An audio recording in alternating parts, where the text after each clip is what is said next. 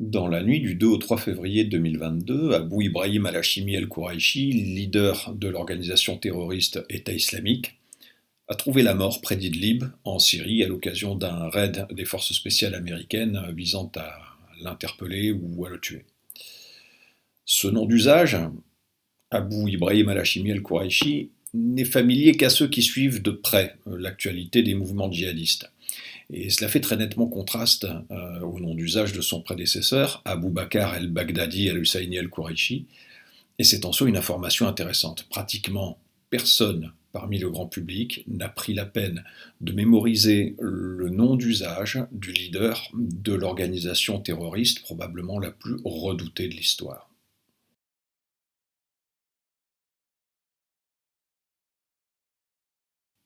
Ce pseudo-calife sera-t-il remplacé? La réponse est oui, évidemment. Pourquoi? Ces organisations ne sont structurées, dans le fond, que autour de la notion d'allégeance.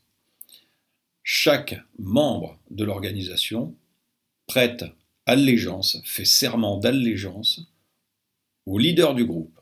L'allégeance, c'est quelque chose qui va d'homme à homme, et absolument pas d'homme à organisation, ni d'organisation à organisation. Bon, chaque membre qui se conçoit comme tel de l'État islamique l'est parce qu'il a prêté un serment d'allégeance au leader de l'organisation. Au-delà de ça, on sait que le I dispose d'un nombre assez élevé d'organisations satellites qui se situent un peu partout dans le monde, en Afrique, en Asie, dans le Caucase, etc. Ces organisations sont satellites parce que les leaders de ces groupes ont eux-mêmes prêté un serment d'allégeance au leader de l'organisation mère, à savoir, en l'occurrence, l'EI. Ce qui signifie que le décès du leader de l'organisation mère doit, à tout point de vue, être suivi de la nomination par les voies consacrées, donc via le Conseil de la Choura, d'un nouveau leader auquel les membres de l'organisation et les leaders des organisations satellites prêteront à leur tour un serment d'allégeance. Tout repose là-dessus. Enfin, question subsidiaire, est-ce que ce leader sera à nouveau appelé un calife? Alors je vais vous dire, bon, si ça tient qu'à moi, non, parce que ces gens-là ne sont pas des califes, c'est des terroristes que leurs camarades appellent des califes, mais il est à peu près certain que l'EI ayant proclamé un califat, il ne se dédiera pas, il persistera dans cette voie et nommera sans doute calife l'individu qui succédera à celui qui vient de décéder. Pour aller plus loin quant au mécanisme des allégeances, je vous invite à aller lire l'article qu'a produit le journaliste Abdou Cissé le 9 février dernier pour le site Dakaractu. Donc le lien se trouve dans le champ commentaire en bas de la vidéo. Et vous découvrirez le dynamisme des branches africaines de l'État islamique tel qu'il s'est manifesté lors du train précédent d'allégeance, le train d'allégeance qui a suivi la mort d'Abou Bakr el-Baghdadi et sa succession.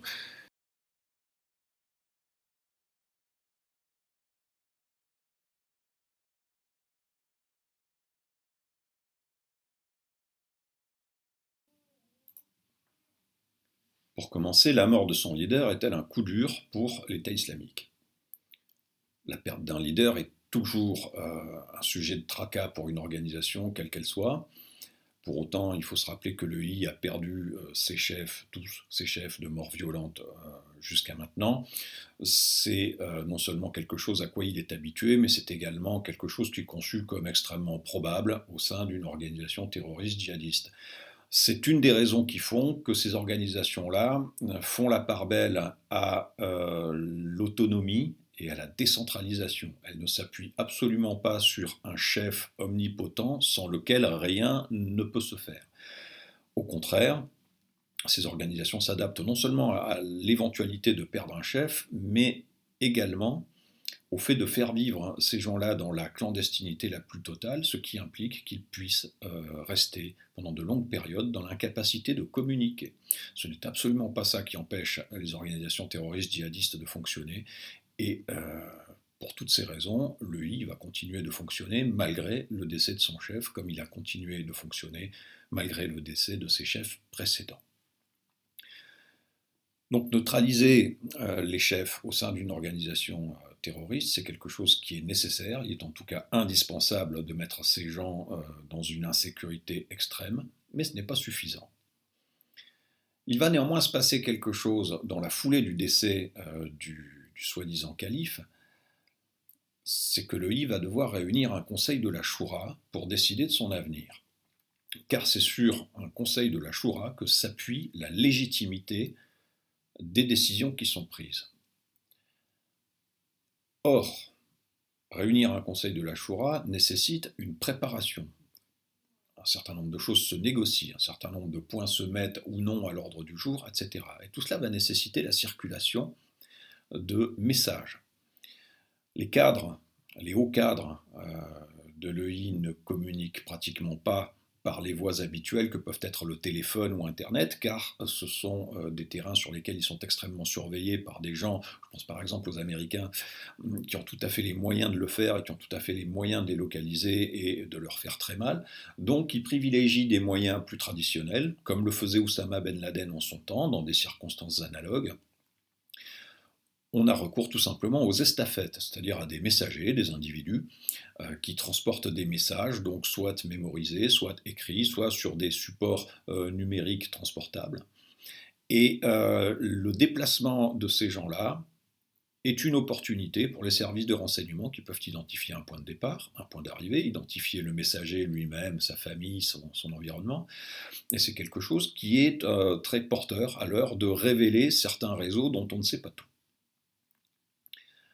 Enfin, la réunion en elle-même du Conseil de la Choura va constituer un moment paroxystique en termes de vulnérabilité pour les cadres de l'EI, car ces gens qui sont clairsemés aux quatre coins de la Syrie et de l'Irak, et même au-delà, vont, pour beaucoup d'entre eux, se rencontrer en un point unique, ce qui va nécessiter qu'ils se déplacent, et ça créera des opportunités de les mettre en danger.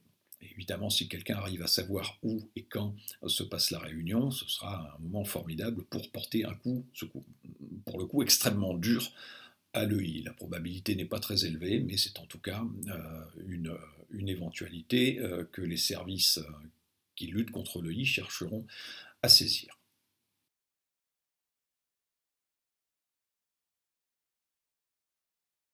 Comment se fait-il qu'un chef djihadiste de premier plan, a priori l'homme le plus recherché du monde, puisse se cacher sur le territoire d'une faction rivale? Comme vous le découvrirez si vous lisez les ouvrages cités en référence ici et là dans la vidéo, les pays où se développent les mouvements djihadistes voient se côtoyer plusieurs normes sociales qui créent des opportunités et des contraintes. Premièrement, les normes liées à l'islam, telles qu'interprétées par les érudits et les tribunaux islamiques de ces organisations. Ainsi, par exemple, est-il interdit de livrer un musulman à des infidèles dès lors qu'il a demandé l'asile, fût-il un ennemi. Mais comme les organisations djihadistes pratiquent le takfir, c'est-à-dire qu'elles excommunient volontiers leurs adversaires, cela peut créer des opportunités de se débarrasser de quelqu'un d'encombrant. Mais, deuxièmement, existent aussi des normes de type ethnique, qui sont liées donc aux traditions de l'ethnie concernée. Donc le caractère plus ou moins déterminant de ces normes ethniques varie en fonction des endroits où se déroule l'action. Ainsi, par exemple, Oussama Ben Laden, tout arabe qu'il était, s'est largement appuyé en Afghanistan et au Pakistan sur le Pashtun-Wali, qui est la norme sociale Pashtun, la tradition Pashtun, qui interdit notamment de livrer, lors d'une guerre, quelqu'un qui a demandé l'hospitalité. Enfin, en troisième lieu, le tissu tribal est à la fois très signifiant et chroniquement ignoré de la majorité des commentateurs occidentaux. Donc ce tissu tribal vient amener lui aussi un certain nombre de normes sociales qui sont extrêmement intéressantes et qui viennent accroître encore la complexité du sujet. Ainsi, vous savez probablement toutes et tous que, au sein de ces organisations-là, on adhère à une vision de l'islam qui autorise la polygamie masculine. Or, tout l'intérêt de la polygamie masculine, de la possibilité pour les hommes d'avoir plusieurs femmes, eh bien, c'est de pouvoir, via les liens du mariage, intégrer une tribu qui n'est pas la sienne. Et ça crée des opportunités extraordinaires, parce que si vous êtes intégré dans une tribu à travers les liens du mariage, vous en devenez membre de plein droit, et cette tribu va vous devoir la protection. Que le conjoint d'une fille de la tribu soit le leader djihadiste en fuite ou un de ses lieutenants, dès lors que la filière tribale est activée, tout se complique. Et on peut, tout à fait, c'est monnaie courante, voir des gens dissimuler leurs protégés contre la volonté des factions qui contrôlent le secteur et pour lesquelles il a de la sympathie. Et pire encore, la filière tribale en question peut impliquer un ou plusieurs cadres qui se trouveraient dans l'obligation, via la norme tribale, de protéger quelqu'un après qui l'organisation en aurait. Alors, est-ce que c'est ce qui s'est passé en l'occurrence? J'en sais rien, je ne suis pas dans les petits papiers ni de l'EI, ni des gens qui les combattent sur le terrain. Pour autant, il faut connaître tous ces aspects de la problématique qui sont tout à fait concrets et qui s'appliquent quotidiennement.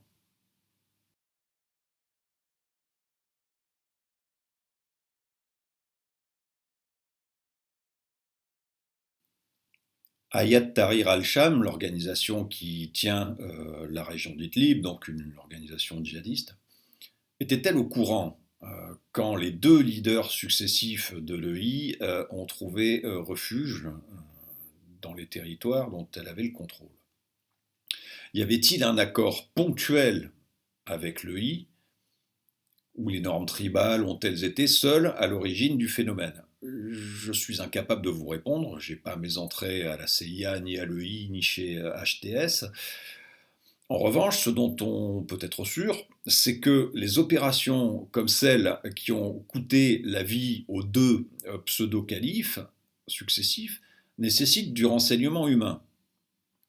Or, les filières qui vous protègent sont également celles qui sont susceptibles de vous trahir.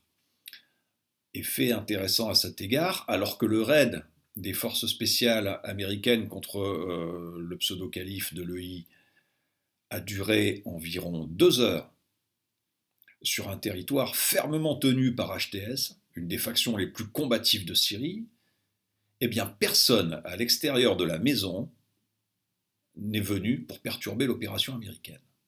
Personne. Ça ne doit nourrir aucune certitude, mais ça pose d'excellentes questions sur la nature et sur les limites de la protection dont a pu bénéficier le leader de l'EI dans ce secteur a priori inhospitalier pour son organisation. Alors, il est légitime de se poser la question de savoir ce que, aussi bien lui que son prédécesseur, ce que le leader de l'EI fabrique sur le territoire d'HTS. C'est légitime. En revanche, il ne faut pas perdre de vue qu'ils y sont morts et que le dernier en date à y mourir y est mort sous les yeux d'HTS sans que rien ne soit fait. C'est également signifiant. Pour aller plus loin dans certaines notions couvertes par cette vidéo, je vous conseille une référence, en l'occurrence le Ben Laden du Sahara, ce livre publié en 2014 par le journaliste mauritanien Lemine Ould Salem. L'auteur a pour point fort une connaissance très pointue des mouvements djihadistes dans la bande sahélo-saharienne. Son livre ne parle évidemment ni de l'EI ni de la Syrie, puisqu'il retrace la trajectoire du djihadiste algérien Mokhtar Belmokhtar. Pour autant, il décrit des mécanismes que l'on retrouve dans toutes les zones du monde où sont implantés les mouvements djihadistes, en particulier l'entrisme pratiqué par les cadres djihadistes dans un tissu économique et social dont ils ne font initialement pas partie, et ce notamment via les liens du mariage. Un ouvrage passionnant qui se lit d'une traite comme un roman et qui a beaucoup à enseigner sur la façon dont les dirigeants djihadistes développent leur influence locale tout en consolidant leur propre sécurité et leur propre prospérité.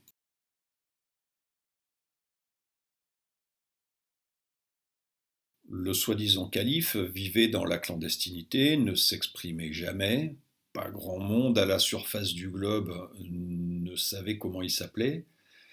Son organisation ne communique plus que par une newsletter hebdomadaire au format PDF.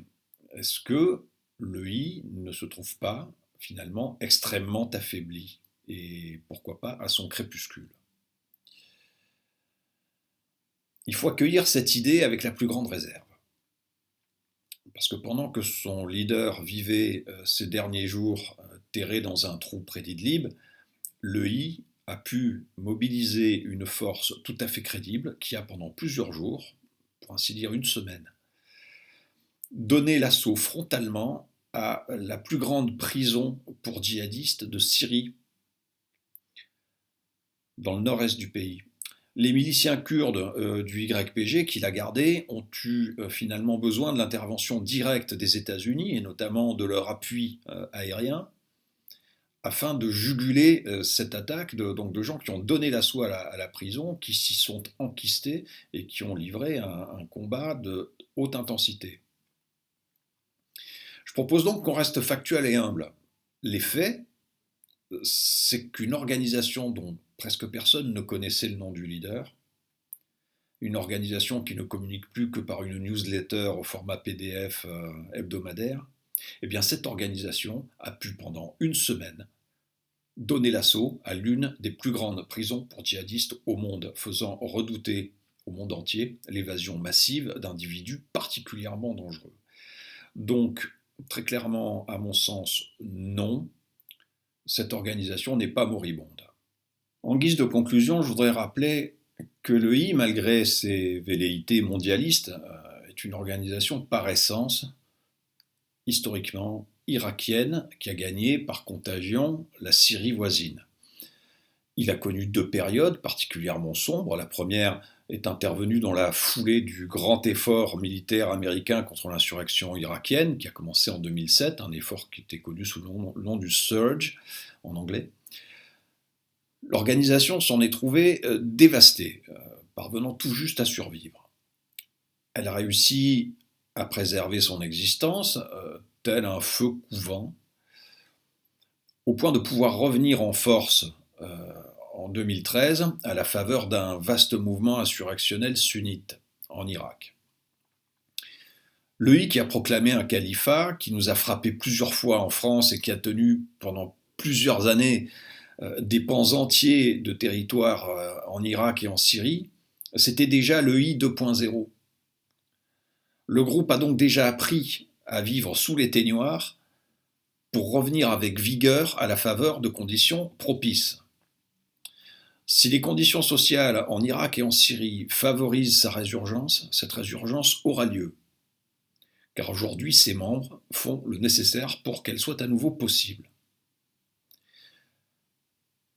Actuellement se déroule le procès des attentats du 13 novembre. Le souvenir de ce que cette organisation a pu nous faire doit nous incliner à continuer à tout prix de travailler pour la comprendre, la surveiller et contrecarrer ces initiatives hostiles qui ne manqueront pas de survenir de nouveau.